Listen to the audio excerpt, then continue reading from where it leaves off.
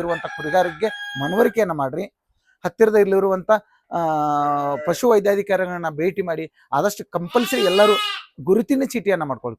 ವಲಸೆ ಕುರಿಗಾರ ಗುರುತಿನ ಚೀಟಿಯನ್ನು ಮಾಡ್ಕೊಡ್ರಿ.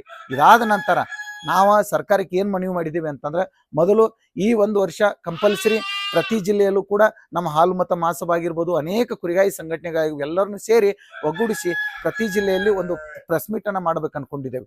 ಏನಂತಂದ್ರೆ, ಪ್ರತಿ ಜಿಲ್ಲೆಯವರು ಮೊದಲ ತಮ್ಮ ಹೋಬಳಿ ಮಟ್ಟದಲ್ಲಿ ಇರುವಂಥ ಅಥವಾ ತಮ್ಮ ಗ್ರಾಮ ಪ್ರಾಥಮಿಕ ಹಂತದಲ್ಲಿ ಪಶು ವೈದ್ಯಾಧಿಕಾರಿಗಳನ್ನ ಭೇಟಿ ಮಾಡಿ ಮೊದಲ ID ಕಾರ್ಡ್ ಮಾಡ್ಕೋರಿ. ತದನಂತರದಲ್ಲಿ ನಾವು ತಮ್ಮ ಹೋಬಳಿ ಮಟ್ಟದಲ್ಲಿ ಇರುವಂಥ ಸೊಸೈಟಿ ಒಳಗೆ ಅವರ ನೇರವಾಗಿ ಅವರನ್ನ ಷೇರುದಾರನಾಗಿ ಸರ್ಕಾರವೇ ಕೂಡ ಮಾಡುವಂಥ ಅನುಮತಿಯನ್ನು ಕೊಡ್ತಾ ಇದ್ದಾರೆ.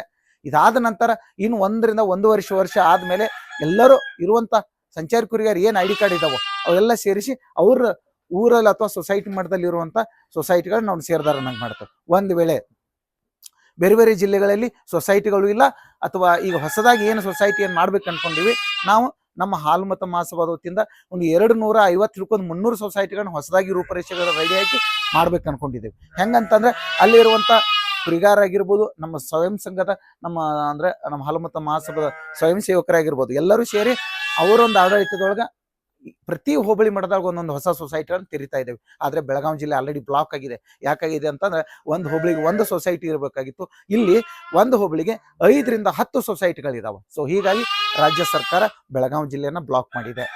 ಇನ್ನು ಉಳಿದಂತೆ ಎಲ್ಲಾ ಜಿಲ್ಲೆಗಳಲ್ಲಿ ಹೊಸ ಸೊಸೈಟಿಗಳನ್ನ ತೆರೆಯುವಂಥವ್ರು ಯಾರಾದರೂ ಹೆಚ್ಚಿನ ಮಾಹಿತಿ ಬೇಕಂತಂದ್ರೆ, ನಾವು ಆಲ್ರೆಡಿ ಮುಂದೆ ಬರುವಂಥ ದಿನಮಾನದೊಳಗೆ ಕಾಗಿನೆಲೆ ಅಥವಾ ಬೆಳ್ಳೋಡಿ ಮಠದಲ್ಲಿ ನಮ್ಮ ಪರಮ ಪೂಜ್ಯ ಸ್ವಾಮೀಜಿಯವರ ದಿವ್ಯ ಸಾನ್ನಿಧ್ಯದಲ್ಲಿ ಇಡೀ ಕರ್ನಾಟಕದ ಎಲ್ಲ ಜಿಲ್ಲೆಗಳೆಲ್ಲ ಯುವಕರನ್ನ ಅಲ್ಲಿ ಕರೆ ತಂದು ಅವರಿಗೆ ಸೊಸೈಟಿ ಬಗ್ಗೆ ಆಗಿರ್ಬೋದು, ID ಕಾರ್ಡ್ ಬಗ್ಗೆ ಆಗಿರ್ಬೋದು, ಸರ್ಕಾರದ ಅನುದಾನಗಳ ಬಗ್ಗೆ ಆಗಿರ್ಬೋದು, ಸ್ಕೀಮ್ಗಳ ಬಗ್ಗೆ ಆಗಿದ್ದು ಪರಿಪೂರ್ಣ 1 ದಿನದ ತರಬೇತಿಯನ್ನು ಕೊಡ್ಬೇಕಂತೇಳಿ ನಾವು ಆಲ್ರೆಡಿ ನಮ್ಮ ರಾಜ್ಯಾಧ್ಯಕ್ಷರ ರುದ್ರಣ್ಣ ಗುಳ್ಗುಳಿ ಅವ್ರ ಜೊತೆ ನಾವು ಒಂದು ಸುತ್ತಿನ ಮಾತುಕತೆಯನ್ನು ಮಾಡ್ಕೊಂಡಿದ್ದೇವೆ.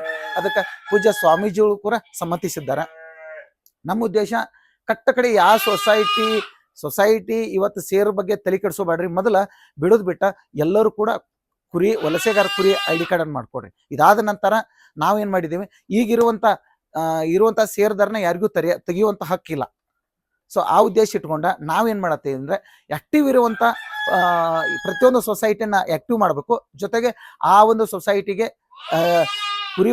ವಲಸೆ ಕುರಿಗಾರ ID ಕಾರ್ಡ್ ಅನ್ನ ಇದ್ದವ್ರಿಗೆ ಮಾತ್ರ ಅಲ್ಲಿ ಷೇರುದಾರನ್ನ ಮಾಡಿ, ಅವಾಗ ಏನಾಗ್ಬಿಡುತ್ತೆ, ಸರ್ಕಾರದಿಂದ ಬರುವಂತ ಸವಲತ್ತು ನೇರವಾಗಿ ಕುರಿಗಾರಿಗೆ ಸಿಗುವಂತ ಒಂದು ಕಾರ್ಯಕ್ರಮವನ್ನು ನಾವು ಹೊಂದ್ಕೊಳ್ತಾ ಇದೀವಿ. ಯಾಕಪ್ಪ ಅಂತಂದ್ರ ಈಗ ಇದಕ್ಕಿಂತ ಮುಂಚೆ ಉತ್ತಾರಿಗೆ ಏನು ಪಾನಿ ಏನಂತೀವಿ RCTಗೆ ಆಲ್ರೆಡಿ ಆಧಾರ್ ಕಾರ್ಡ್